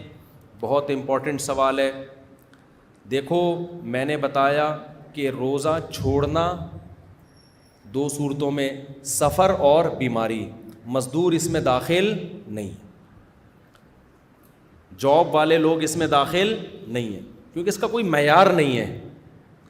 صحابہ کے دور میں کوئی مزدور پیشہ تھے, کوئی انویسٹر تھے جو صرف پیسے انویسٹ کرتے تھے, آرام سے رہتے تھے. قرآن نے جب حکم دیا ہے نا کہ تم پر روزے فرض کیے گئے ہیں, تو اس میں مزدور بھی داخل ہیں, ریگستانوں میں کام کرنے والے لوگ بھی داخل ہیں. 2 لوگ مستثنی ہیں, بیمار اور مسافر.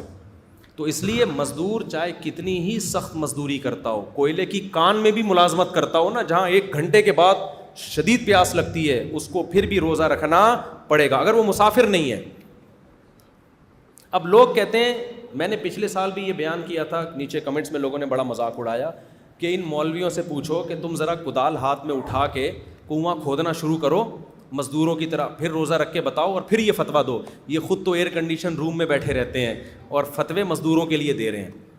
سمجھتے ہو, یہ طنز لوگوں نے کیا تھا. اول تو ہم 24 گھنٹے ایئر کنڈیشن میں نے اب تک اپنے گھر میں ایئر کنڈیشن نہیں لگایا ہے, جا کے دیکھ لو. یہ جو فضول باتیں ہیں نا کہ ہر وقت ایئر کنڈیشن میں بیٹھے رہتے ہیں اور یہ کرتے رہتے ہیں, تو بغیر یہ ہم دیکھتے ہیں نا تم گاڑیوں میں جا رہے ہیں, گاڑیوں میں تو سمجھتے ہیں کہ یہ پتہ نہیں کیسے لائف اسٹائل ہوگا ان کا. اچھا لائف اسٹائل ہے الحمدللہ, غریب نہیں ہیں ہم. لیکن اگر بیٹھے بھی رہتے ہوں 24 گھنٹے, مفتی کی ذمہ داری ہے کہ وہ 24 گھنٹے ایئر کنڈیشن میں بیٹھے یا کوئلے کی کان میں بیٹھے, فتویٰ قرآن و سنت کے مطابق دے گا. وہ یہ نہیں دیکھے گا کہ چونکہ میں کدال اٹھا کے اگر گڑھا کھودوں تو مجھ سے نہیں روزہ رکھا جائے گا, تو مزدور بیچارے سے کیسا رکھا جائے گا, لہذا مزدور کو اجازت دے دو. اجازت دینے کے لیے ہمیں کس سے پرمیشن لینی پڑے گی؟ اللہ سے, اور اللہ پرمیشن نہیں دے رہا, نہ مجھے دے رہا ہے نہ مزدور کو دے رہا ہے. اللہ پرمیشن دے رہا ہے مسافر کو, اور کس کو؟ بیمار کو. مسافر بھلے ایئر کنڈیشن میں ہی سفر کر رہا ہو پھر بھی پرمیشن دے رہا ہے اس کو.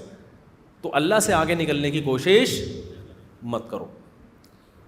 اب سوال یہ پیدا ہوتا ہے کہ پھر مزدور کرے کیا؟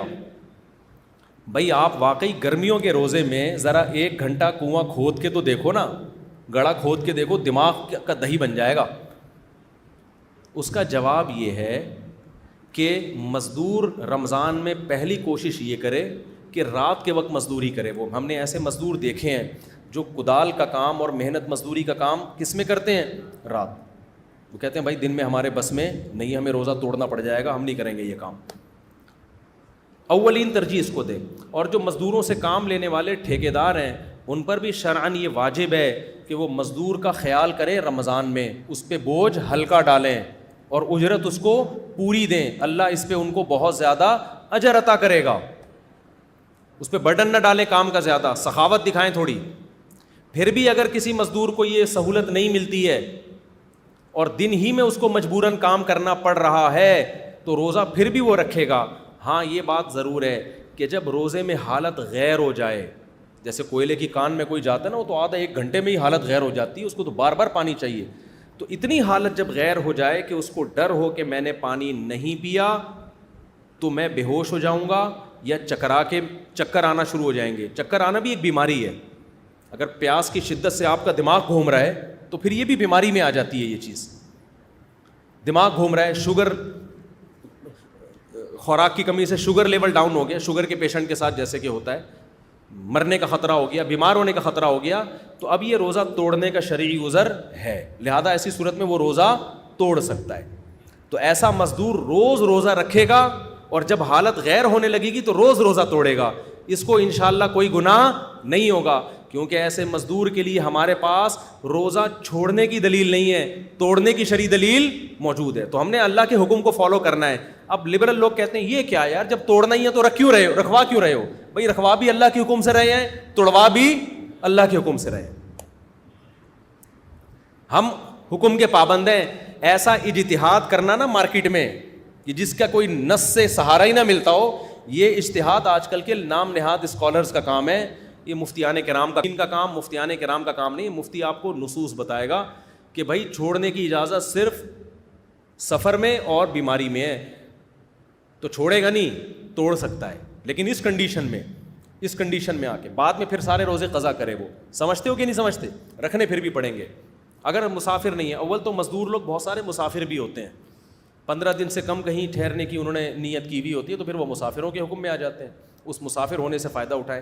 اسی طرح ہمارے کھلاڑی کرکٹ کے میچز کھیل رہے ہوتے ہیں, تو بعض کھلاڑی, اول تو اللہ کا شکر ہے ہمارے کھلاڑیوں میں میجورٹی روزے بھی رکھتی ہے, نماز بھی پڑھتی ہے, لیکن بعض کھلاڑی اس طرح کی باتیں کرتے ہیں ایکچولی ہم اگر روزہ رکھ کے ایکچولی ہم جب کرکٹ کھیلیں گے تو ہمیں ہارنے کا امکان ہے, تو پوری قوم کا فیوچر داؤ پہ لگ جائے گا, پوری قوم ذلیل ہوگی, بدنام ہوگی, تو ہم قوم کے وسیع تر مفاد میں فی الحال روزہ چھوڑ دیتے ہیں, بعد میں قضا کر لیں گے. بھائی ملک اگر میچ ہارے گا تو لوگ کہتے ہیں کہ بدنامی ہوتی ہے نا, تو اصل میں قوم کے وسیع تر مفاد میں ہمیں ہر 1 گھنٹے بعد کافی چاہیے ہوتی ہے کھیلنے کے لیے. فٹ بال کھیل رہے ہیں, کرکٹ کھیل رہے ہیں, تو ایکچولی اگر ہم نے روزہ چھوڑ دیا تو ایکچولی ہمارے اپنی خاطر نہیں, یہ کس کی خاطر؟ قوم کی خاطر. تو یہ ایسی خاطر ہے کہ اس میں آپ اللہ کو خاطر میں نہیں لا رہے, قوم کو خاطر میں لا رہے ہو. تو رمضان کا روزہ اسلام کا رکن ہے, آپ میچ جیتیں یا ہاریں آپ کو روزہ رکھنا پڑے گا اگر آپ مسافر نہیں ہیں. ہاں کسی شہر میں 15 دن سے کم کی نیت آپ نے کی ہوئی ہے ٹھہرنے کی, پھر آپ مسافر ہیں, پھر آپ چھوڑ سکتے ہیں. لیکن 15 دن اسٹے کی نیت کر لی ہے تو آپ نہ کرکٹ کی وجہ سے, نہ قوم کے وسیع تر مفاد کی وجہ سے, اور نہ کسی اور حکمت سے آپ روزہ چھوڑ سکتے ہیں. سمجھتے ہو کہ نہیں سمجھتے؟ تو یہ کچھ اہم احکام ہیں. اسی طرح میرے بھائی خواتین جو پریگننٹ ہوتی ہیں یا بچے کو فیڈ کرا رہی ہوتی ہیں وہ بھی بڑے آرام سے روزہ چھوڑ دیتی ہیں. اور خواتین میں مشہور ہے کہ پریگننٹ خواتین پہ روزے فرض نہیں ہیں, فیڈ کرانے والی عورتوں پہ روزے فرض نہیں ہیں. نا نا نا نا نا نا, یہاں بھی وہی ہے کہ اگر روزہ چھوڑ کے بیمار ہونے کا غالب گمان ہو تو روزہ چھوڑنے کی اجازت ہے. پریگننسی بذات خود کوئی بیماری نہیں ہے. اسی طرح بچے کو فیڈ کرانے سے خود کے بیمار ہونے یا جو بچے کو فیڈ کرا رہی ہیں خواتین وہ اگر روزہ رکھیں گی تو خود بیمار ہونے کا یا بچے کے بیمار ہونے کا خطرہ ہے تو وہ روزہ چھوڑ سکتی ہیں. ادروائز فیڈ کرانے والی عورت کے لیے بھی روزہ چھوڑنا جائز نہیں ہے. سمجھتے ہو؟ تو اگر خاتون بچے کو فیڈ کرا رہی ہیں ان کو ڈر ہے کہ میں نے روزہ رکھا تو دودھ ہی نہیں آئے گا, بچے کا بیڑا غرق ہو جائے گا, تو ایک الگ مسئلہ ہے. لیکن اگر ایسا خطرہ نہیں ہے تو کچھ کمزوری تو بہرحال ہوتی ہے, اور فیڈ کرانے والی کو زیادہ کمزوری ہوتی ہے. تو یہ ویکنیس یا کمزوری کوئی شرعی عذر نہیں ہے. ایسا تھوڑی ہے کہ روزہ رکھ کے آپ ایک دم ڈولے چھولے بننا شروع ہو جائیں آپ کے, تو کمزوری تو ہوگی نا, روزہ رکھ رہے ہو نا, کھانا پینا چھوڑ رہے ہو. تو اس لیے یہ شرعی آزار ہیں. اس کے علاوہ بس 2 چیزیں یاد رکھیں, بیمار اور مسافر, اور اس میں مرنا بھی داخل ہے. جب ظاہر ہے بیماری کے خوف سے توڑ سکتے ہیں تو موت کے خوف سے تو بدری اولا توڑ سکتے ہیں. کراچی میں آپ کو یاد ہے ایک دن بہت شدید گرمی پڑی تھی تو روزے میں بہت سے لوگوں کے جنازے اٹھے تھے. ان میں لوگ بہت سے فنٹر بننے کی کوشش کی تھی. اب ہیٹ اسٹروک کی وجہ سے وہ مر رہے ہیں. لوگ کہہ رہے ہیں پانی پی لے, وہ کہہ رہے ہیں نہیں خدا کو منہ دکھانا ہے. اور بھائی خدا خود کہہ رہا ہے کہ جان بچا تو پانی پی یار. ہمارے ادھر ایک بڑے نیک آدمی تھے ماشاءاللہ, ان کو بھی پانی کا مسئلہ تھا نا, پانی کی کمی سے ایک دم ان کی طبیعت خراب ہو جاتی تھی. روزہ رکھا ہوا تھا گرمیوں میں, ان کی طبیعت خراب ہوئی. پانی کہہ رہے ہیں پی لو, نہیں. میں نے ان کو لے کر گیا وضو خانے کی طرف, میں نے کہا ان کو نا گن پوائنٹ پہ چھڑکاؤ کرے ان کے اوپر, زبردستی پلایا. تو ایسے موقع پہ اگر مریض خود بھی نہیں پی رہا نا, فنٹر گیری کی کوشش کر رہا ہے, فنٹر بن رہا ہے, تو آپ لوگوں کی ذمہ داری ہے زبردستی اس کے منہ پہ بوتل چڑھا دیں. مرے گا نا تو اس کو تو گناہ ملے گا, آپ کو بھی ملے گا گناہ. تو جان بچانے کے لیے روزہ توڑنا فرض ہے, صرف جائز نہیں ہے بلکہ کیا ہے, فرض ہے. تو یہ اس کا خیال کریں. اگر غلطی سے منہ میں پانی چلا جائے تو روزہ ٹوٹ جائے گا, صرف قضا ہوگی یا کفارہ. دیکھو حدیث میں آتا ہے بھولے سے کوئی کھا لے یا پی لے تو روزہ نہیں ٹوٹتا. غلطی سے کے بارے میں کوئی حدیث نہیں ہے. غلطی کے بارے میں, غلطی سے کھانا الگ چیز ہے, بھولے سے کھانا الگ چیز ہے.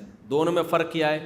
مثال کے طور پر بھولے سے کھانا تو آپ کو روزہ یاد ہی نہیں تھا, آپ نے پھوڑ پھاڑ کے طبیعت سے بیٹھ گیا, اس کے بعد ڈکار آئی تو یاد, اڑے میرا تو روزہ تھا. ہوتا ہے ایسے. ہمارے بھائی صاحب تھے, بڑے تھے کیا ہیں, تو انہوں نے ایک نفلی روزہ رکھا ہوا تھا. میں ان سے ملنے کے لیے گیا, 4:30-5 بجے کا ٹائم تھا, افطاری میں 1-1.5 گھنٹہ باقی تھا یا 2 گھنٹے باقی ہوں گے. مجھے بھوک لگ رہی تھی, میں نے کہا کھانا, تو کھانا آیا تو انہوں نے بھی کھایا, دبا کے کھایا. کھانا کھایا, اس کے بعد انہوں نے کڑک سی چائے پی, پانی پیا, چائے پی, اس کے بعد بیٹھ گئے. ایک دم ان کو اڑے میرا تو کیا تھا, روزہ تھا. ہم نے کہا کوئی بات نہیں, کھانا بھی ہو گیا, روزے کا ثواب بھی. اب کچھ نہیں کھاؤ بھائی, اب یاد آ گیا, 1 گھنٹے بعد پھر افطاری کر لو یا 1 آدھ کھجور کھا لو, جو بھی کرنا ہے. تو یہ اللہ کی رحمت ہے کہ بھولے سے جتنا مرضی کھا لو, اس سے روزہ نہیں ٹوٹتا. ایک ہوتا ہے غلطی سے کھانا. غلطی سے کھانا کیا ہوتا ہے؟ آپ سمجھے کہ بھائی 6:30 بجے افطاری کا ٹائم ہے, گھڑی آپ کی 6:30 بجا رہی ہے, حالانکہ 6 بج رہے تھے. بچے نے آپ کی گھڑی کی سوئی آگے گھما دی. آپ نے کہا یار مؤذن کا دماغ خراب ہو گیا, اذان ہی نہیں دے رہا, 6:30 کیا 6:45 ہو گئے ہیں, اب تو بسم اللہ ہی وہ اللہم لک صمت پڑھ کے آپ نے شروع کر دیا. تو ایک نوالا بھی پیٹ میں گیا نا آپ کے, تو روزہ آپ کا ٹوٹ گیا, کیونکہ یہ بھولے سے نہیں کھایا آپ نے, روزہ آپ کو یاد ہے, یہ غلطی سے کیا ہے, غلط فہمی ہوئی ہے آپ کو. آپ سمجھے تھے کہ افطاری کا وقت ہو گیا ہے, حالانکہ افطاری کا وقت نہیں ہوا. اس بارے میں کوئی حدیث نہیں ہے کہ اس سے روزہ نہیں ٹوٹتا, اس سے روزہ ٹوٹ جاتا ہے, کیونکہ اس میں آپ کی کسی نہ کسی درجے میں آپ کی کوتاہی ہے. بھولے سے میں آپ کی کوئی کوتاہی نہیں ہے, بھول کی نسبت اللہ کی طرف ہوگی. اس میں آپ کی کوتاہی ہے کہ یار ایک گھڑی میں کیوں, تو 4 گھڑیوں میں دیکھ لیتے ہیں نا, گھڑیاں تو آگے پیچھے ہوتی ہیں. اسی طرح بعض دفعہ یہ ہوتا ہے مؤذن صاحب کی گھڑی غلط تھی, انہوں نے اذان دے دی 6 بجے ہی, پورے محلے نے کھا لیا, تو یہاں بھی غلطی سے ٹوٹا ہے, بھولے سے نہیں ٹوٹا. تو غلطی سے ٹوٹنے سے روزہ نہیں ٹوٹتا, اس بارے میں کوئی حدیث نہیں ہے, لہذا اس میں روزہ آپ کا ٹوٹ جائے گا. لیکن چونکہ آپ کی طرف سے جرم نہیں ہوا تو اس روزے کا کفارہ نہیں ہے, صرف قضا ہے, غلطی آپ کی نہیں ہے. گھڑی میں بھی آپ نے جان کر تو نہیں کیا نا, ہو گیا تو کفارہ نہیں ہے. اسی طرح بعض دفعہ آپ کیا کر رہے تھے کہ وضو کر کے آپ کو یاد ہے کہ میرا روزہ ہے, تو منہ بھر کے آپ نے قلی کی, اس میں 2 قطرے آپ کے حلق میں چلے گئے, تو یہ بھولے سے روزہ نہیں ٹوٹا. یہ کیسے ٹوٹا ہے؟ غلطی سے ٹوٹا ہے. یہاں بھی روزہ آپ کا ٹوٹ جائے گا, لیکن کفارہ آپ پہ لازم نہیں ہوگا, کیونکہ آپ نے جان کر پانی نہیں نگلا. سمجھتے ہو کہ نہیں سمجھتے ہو؟ تو اسی طرح سحری کا وقت ختم ہو گیا تھا, آپ سمجھے ختم نہیں ہوا اور آپ نے 2 پراٹھے مزید پھوڑ لیے. بعد میں دیکھو ابے یہ کیا ہو گیا بھائی, سحری کا وقت تو ختم ہو گیا, آدھا گھنٹہ ہو چکا ہے. تو یہ بھی بھولے سے نہیں ہے بلکہ کیا ہے, غلطی سے ہے, لہذا آپ کا روزہ گیا. سمجھتے ہو؟ تو اس میں قضا لازم ہے, کفارہ لازم نہیں ہے. اب بعض حضرات یہ دلیل دیتے ہیں کہ حدیث میں تو آتا ہے رفع عن امتی, ہمارے اہل حدیث حضرات کا مسلک یہ ہے کہ غلطی سے بھی اگر کسی نے کھا لیا تو روزہ نہیں ٹوٹے گا اس کا. اور وہ دلیل یہ دیتے ہیں کہ حدیث میں آتا ہے رفع عن امتی الخطأ والنسیان, میری امت سے بھول اور خطا کو ہٹا لیا گیا ہے. تو یاد رکھو یہاں حدیث کا مطلب ہے بھولے سے اور خطا سے جب کوئی کام کیا جائے تو گناہ نہیں ملتا. اس حدیث کا اس سے تعلق نہیں ہے. یہی وجہ ہے کہ نماز میں آپ بھولے سے, آپ سے کوئی غلطی ہوتی ہے تو بھی سزا میں آپ کو سدا صاحب کرنا پڑتا ہے. احرام کی حالت میں غلطی سے بھی خوشبو لگا لو گے تو دم آپ کو دینا پڑے گا. تو شرعی حکم نہیں ہوتا, صرف رمضان کے روزے میں الگ سے بھول کی حدیثیں ہیں, اس لیے ہم نے اس کو مستثنیٰ کیا ہے کہ بھولے سے نہیں روزہ ٹوٹے گا. ایک اور مسئلہ ذہن میں رکھیں, اگر رمضان میں غلطی سے روزہ توڑ دیا آپ نے, غلطی سے, تو روزہ تو ٹوٹ جائے گا, لیکن اس کو پھر کمپلیٹ بہرحال کرنا پڑے گا آپ کو. یعنی یہ نہیں کہ آپ کے حلق میں غلطی سے پانی چلا گیا تو اب آپ کھانا پینا شروع کر دو. روزے داروں کی طرح اس کو مکمل کرنا ہے, بعد میں ایک روزہ قضا کرنا ہے. اسی طرح یہ بات بھی سمجھ لیں کہ مینسز میں خواتین پہ روزہ رکھنا جائز نہیں ہوتا. اب کسی خاتون نے صبح روزہ رکھا طہارت کی حالت میں, روزے کے دوران مینسز آ گئے تو روزہ ٹوٹ گیا, وہ کھانا پینا شروع کر دیں, روزہ ٹوٹ گیا ان کا, بعد میں قضا بھی کریں. لیکن اگر ایسا ہوا کہ صبح مینسز آ رہے تھے جس کی وجہ سے خاتون نے روزہ چھوڑ دیا, دوپہر دیکھا کہ مینسز آنا بند ہو گئے, غسل کر کے طہارت حاصل کر لی, تو اب روزہ تو نہیں ہوا لیکن شام تک اب کھانا پینا کیا ہو گیا, ناجائز ہو گیا. اب شام تک کھانا پینا اس کے لیے جائز نہیں ہے, روزے داروں کی طرح رہنا پڑے گا. کیونکہ اب قرآن کا جو حکم ہے نا کہ فمن شہید منکم الشہر فلیصمہ, وہ حکم اس عورت کی طرف متوجہ ہو گیا ہے, تو بعد میں قضا بھی کرنی پڑے گی کیونکہ صبح صادق سے کھانا پینا نہیں چھوڑا, اور اس وقت چھوڑنا کیا ہے, لازم ہے, اس کے اوپر روزے داروں کی طرح رہنا پڑے گا. اسی طرح یہ بھی سمجھ لو کہ جب ایک آدمی نے سفر میں روزہ چھوڑا, خوب سمجھ لیں, سفر میں ہو, سحری کا وقت سفر میں آیا, آپ نے روزہ چھوڑ دیا, اجازت دی ہے شریعت نے, اسی دوران آپ اپنے شہر میں داخل ہو گئے, آپ کا روزہ تھا نہیں لیکن آپ شہر میں داخل ہو گئے, تو اب بھی آپ پر کھانے پینے سے رکنا واجب ہو جائے گا.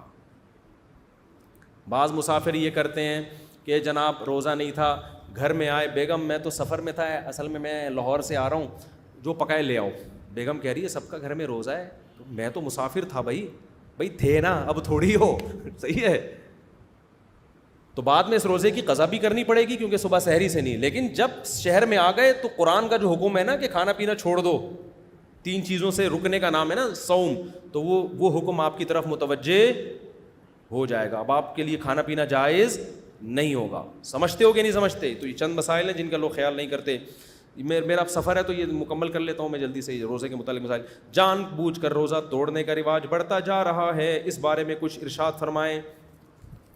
دیکھو جان بوجھ کر اگر کسی نے عاقل بالغ لڑکے یا لڑکی نے, بالغ لڑکی کہتے ہیں جس کو مینسز آنا شروع ہو جائیں, بالغ لڑکا کہتے ہیں جس کو نائٹ فال شروع ہو جائے, تو یہ بالغ ہو جاتے ہیں.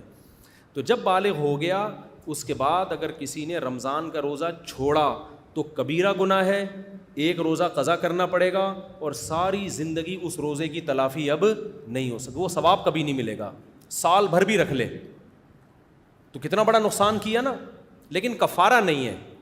لیکن اگر روزہ رکھ کے توڑ دیا رمضان کا روزہ تو کفارہ بھی لازم ہے اور الگ سے ایک روزے کی قضا بھی لازم ہے. کفارہ کیا ہے خوب سمجھ لیں, جس نے رمضان کا روزہ جان کر توڑ دیا تو 60 روزے اس کو لگاتار رکھنے پڑیں گے. ایک دن بھی اگر ناغا ہو گیا نا, ایک دن بھی, چاہے بیماری کی وجہ سے ناغا ہوا ہو, تو پھر نئے سرے سے 60 دوبارہ رکھنے پڑیں گے. 59 روزے رکھ لیے تھے, 59 کے بعد طبیعت خراب ہو گئی, ایک روزہ چھوڑ دیا, اب جب رکھے گا تو دوبارہ سے شروع کرے گا وہ ایک روزے سے. تو 60 days کنٹینیو اس کو روزے رکھنے ہیں. سمجھتے ہو, چاہے مرد ہو یا عورت. البتہ خاتون نے جب 60 روزے رکھے تو بیچ میں مینسز آ گئے تو وہ مینسز والے دن خارج ہو جائیں گے, اس میں روزے نہ رکھے تو جیسے ہی مینسز ختم ہوتے ہیں فوراً رکھنا شروع کر دے, جتنے باقی رہ گئے تھے وہ کمپلیٹ کر لے. ایک بھی اگر اس نے اضافی ناغا کر لیا نا تو پھر اس کو بھی 60 دوبارہ رکھنے پڑیں گے. تو مینسز کے دن خارج ہوں گے, باقی اس کو بھی 60 روزے کنٹینیو رکھنے پڑیں گے. اب ہوتا یہ ہے کہ ہمارے پاس ایسے نوجوان آتے ہیں, کہتے ہیں مفتی صاحب ہم نے تو جوانی میں بڑے روزے توڑے ہیں, اب ہم کیا کریں, ہم سے تو نہیں رکھے جاتے 60 روزے. تو بھائی آپ غلط کہہ رہے ہو کہ آپ سے نہیں رکھے جاتے, بوڑھے لوگ مستثنا ہیں. بوڑھے لوگ, بوڑھا آدمی جو بہت زیادہ بوڑھا ہو گیا ہو, جس کو شیخ فانی کہا جاتا ہے, بہت ہی بڑھاپا, جو آج کل ویسے ہی نہیں ہوتے. ونس اپون اے ٹائم ایسے بوڑھے ہوا کرتے تھے, اب تو ہوتے ہی نہیں. تو اس کو مستثنا کیا ہے علماء نے قرآن و سنت کی وجہ سے. اچھا میرا بچہ, اللہ بہت جزائے خیر دے آپ, ماشاء اللہ. تصویر لے لو, جلدی سے لے لو, جلدی جلدی, اسپیڈ کے ساتھ, اسپیڈ کے ساتھ, جلدی ادھر سائڈ پہ آ جاؤ. تو بہت زیادہ بوڑھے لوگ جو نہیں رکھ سکتے, ناممکن ہے ان کے لیے, ان کے پھر حکم یہ ہے کہ وہ 60 غریبوں کو 2 ٹائم کا کھانا کھلا دیں. غریب بھی ایسے لے کر آئیں, یہ تو غریب نہیں ہے, پتلے پتلے, ان کو تھوڑے میں پیٹ ان کا بھر جائے گا.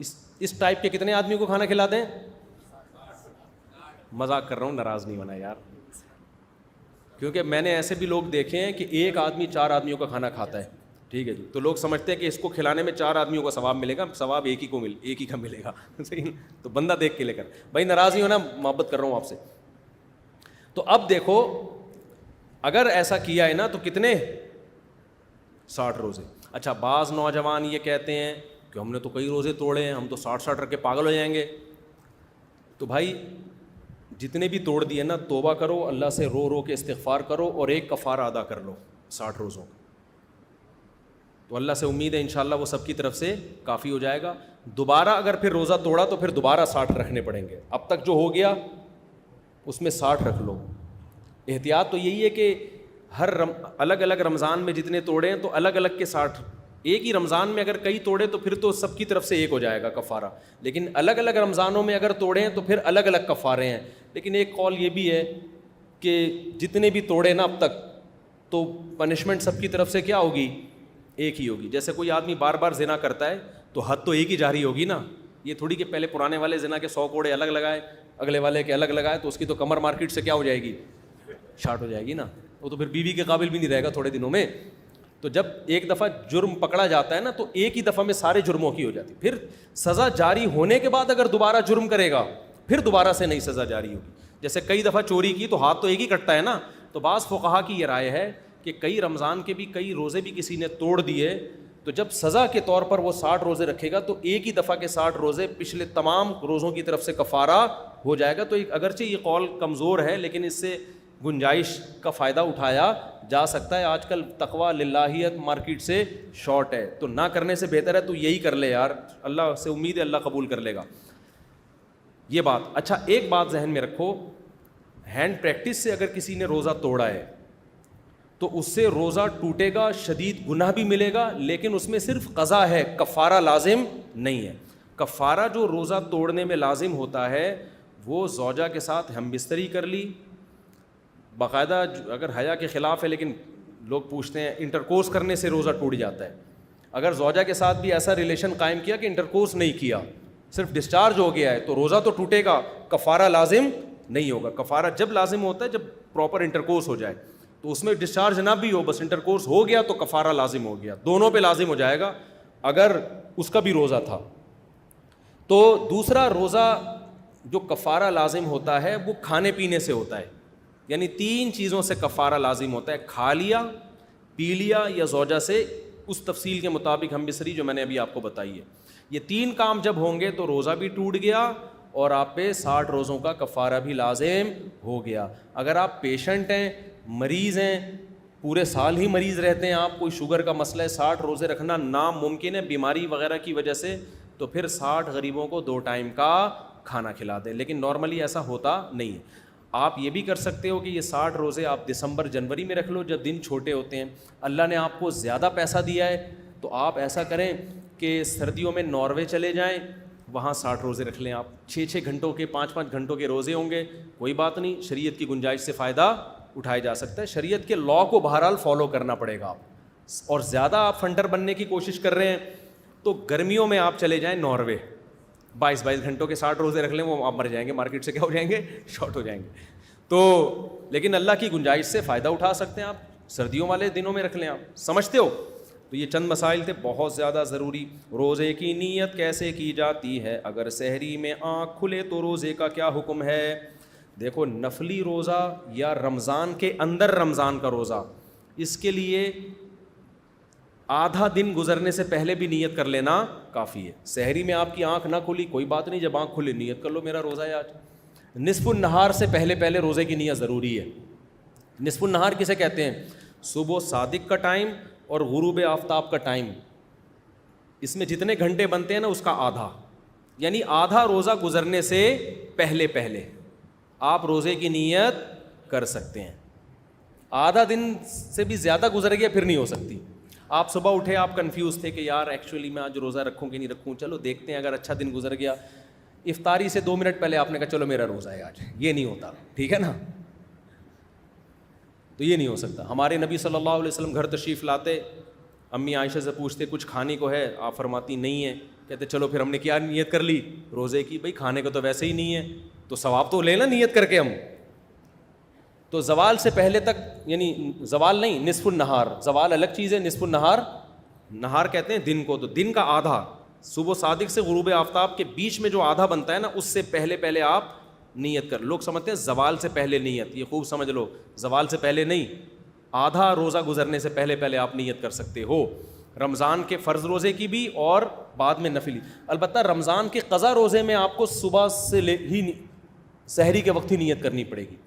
اور رمضان میں تو نیت کی ضرورت ہی نہیں ہوتی نا، مسلمان نے تو روزہ رکھنا ہی ہے، تو نیت ہوتی ہے دل میں کہ روزہ رکھنا ہے ہم نے. رات کو آپ صبح سحری کا انتظام کر کے سوئے تو مطلب ہے کہ نیت ہی ہے نا، تو اس میں بس اتنا ارادہ کافی ہے کہ روزہ ہے کل ہمارا، بس یہی.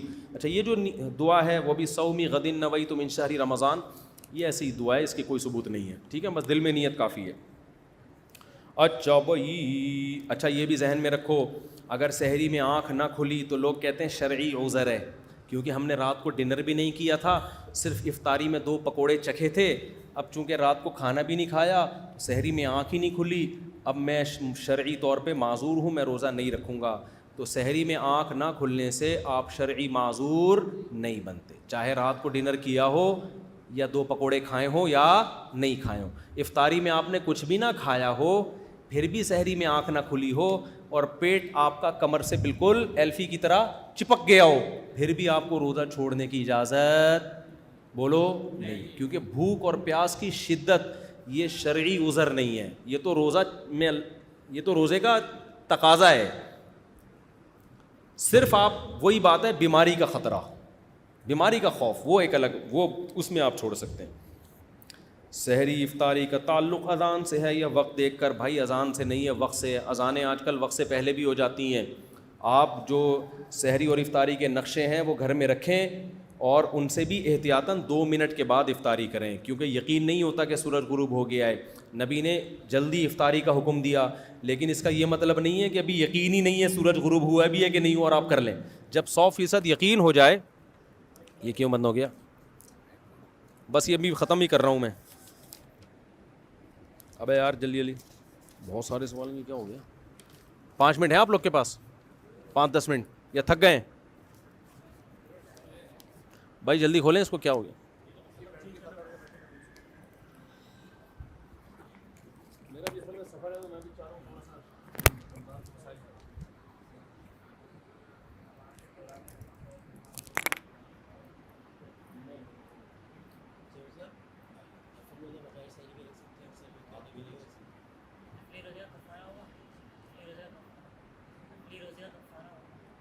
اگر توڑ دیا تو کفارہ نہیں, دوبارہ رکھیں.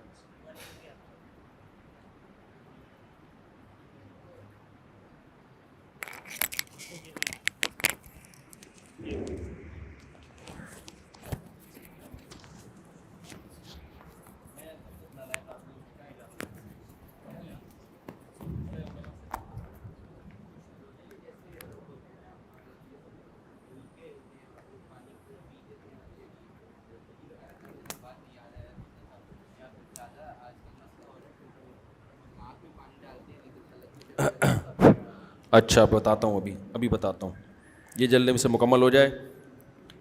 افطاری میں کیا کھانا سنت ہے, سحری میں کیا کھانا چاہیے.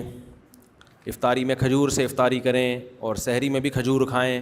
ہمارے یہاں کھجوروں کو زیادہ لفٹ نہیں کرائی جاتی, حالانکہ کھجور بڑی خاندانی چیز ہے. آپ یعنی ایک اتنا سا لیں گے, پھر اس کے بعد ڈائریکٹ پکوڑوں پہ آ جائیں گے, ٹھیک ہے نا. تو کھجور کھائیں تمیز سے, سنت ہے. اچھا بھائی سحری میں کیا کھانا چاہیے؟ جو مرضی کھائیں, بس ڈاکٹروں سے پوچھ کے کھائیں, ٹھیک ہے نا, حکیموں سے پوچھ کے کھائیں. رمضان میں ذخیرہ اندوزی کے بارے میں ہمیں بتائے. قیمتیں بڑھائی جاتی ہیں, اس کا کیا وبال ہے؟ یہ گورنمنٹ کا کام ہے بھائی. تراویح میں دیکھ کر قرآن پڑھ سکتے ہیں, نہیں پڑھ سکتے. کیا مقتدی امام کے پیچھے تراویح میں قرآن دیکھ کر سن سکتے ہیں, نہیں سن سکتے. پھر دلائل بعد میں, ابھی بہت زیادہ ہو گیا, میں اور بھی دنیا میں غم ہے میرے. رمضان بغیر داڑھی والا ہو گیا رمضان, اس کو آپریشن کر دیا. اور کوئی رمضان سے متعلق مسئلہ پوچھنا ہے تو پوچھیں, پھر میں چھٹی کرتا ہوں. رمضان سے متعلق بس 2-4 سوال ہم لے لیتے ہیں, پھر باقی سوال بعد میں اگلے بلیٹن میں. 2 روزے کھائے ہیں پچھلے رمضان میں؟ کس نے کھائے؟ اچھا میں نے کہا شاید ہم نے بھی کھائے. اب رکھیں یار, بس رکھیں, جلدی سے قضا رکھیں, اگلے رمضان سے پہلے قضا کر لیں. اور چلیں آگے.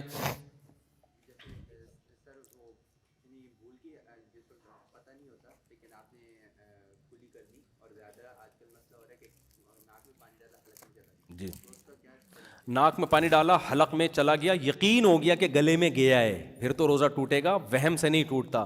بعض لوگ ناک میں پانی ڈالتے ہیں, دماغ پہ چڑھ جاتا ہے, وہ اس سے بھی روزہ نہیں ٹوٹتا. لیکن یہ کام کریں نہیں, تھوڑا سا پانی ڈالیں ناک میں. اچھا یہ بھی ایک اہم مسئلہ ہے, روزے میں جب کلی کرتے ہیں نا تو ایک دفعہ تھوک پھینک دیں, بس کافی ہے. وہمی لوگ تھوک پھینکتے ہی رہتے ہیں, یوں کر کے نا جمع کر کہ کہیں ایسا نہ ہو کہ حلق. تو ایک دفعہ کلی کر کے تھوک پھینک دیا تاکہ تری ختم ہو جائے. اس کے بعد جو تری رہ بھی جائے گی وہ معاف ہے. وہمی نہ بنے کہ ٹیشو سے زبان کو صاف کر رہے ہیں. یہ لوگ میں نے دیکھا ہے وضو کر کے نا مسلسل تھوکتے رہتے ہیں بیٹھ کے. تو وہمی نہ بنو بھائی, نارمل زندگی گزارو. ناک کا بھی یہی رپورٹ ہے, یوں کریں بس. غسل کیسے کریں؟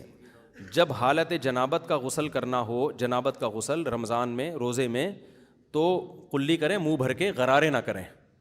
منہ بھر کے کلی کرنے سے پانی حلق میں نہیں جاتا, غرارے کرنے سے جانے کا خطرہ ہوتا ہے. اور ناک میں پانی بھی آرام سے ڈالیں, ایک دم بہت زیادہ نہ کھینچیں, بس یہ نرم حصہ آرام سے گیلا ہو جاتا ہے. وہمیوں کا تو ڈبکی بھی لگا کے آ جائیں گے, گیلا نہیں ہوگا. میں نارمل لوگوں کی بات کر رہا ہوں. اور کوئی مسئلہ روزے سے متعلق؟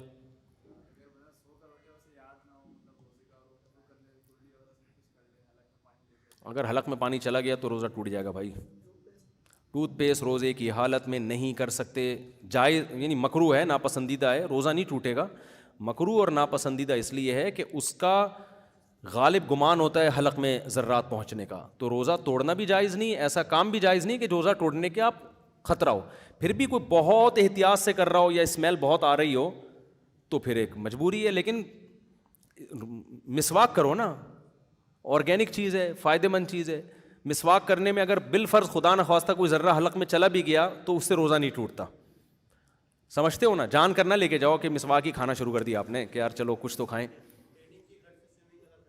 جی, ٹریڈنگ کی غرض سے روزے میں سوئمنگ کرنی پڑ جائے تو منہ باہر رکھ کے کرتے رہیں, یا منہ اندر لے جائیں, پانی حلق میں نہ لے کے جائیں. لیکن ایسا کام روزے میں کرنا کہ اتنی شدت سے روزہ رکھے کہ توڑنے کا خطرہ ہونا شروع ہو جائے، نہ کریں نا. آپ افطاری کے بعد سوئمنگ کر لیں، بہرحال جائز ہے، سوئمنگ بھی کر سکتے ہیں، جاگنگ بھی. ہم جب بچپن میں گرمیوں کا روزہ تھا، ہم روزہ رکھ کے صبح کرکٹ کھیلتے تھے، ایسے پاگل تھے ہم لوگ، اسٹیمنا تھا بھائی. آج کل کے تو لونڈے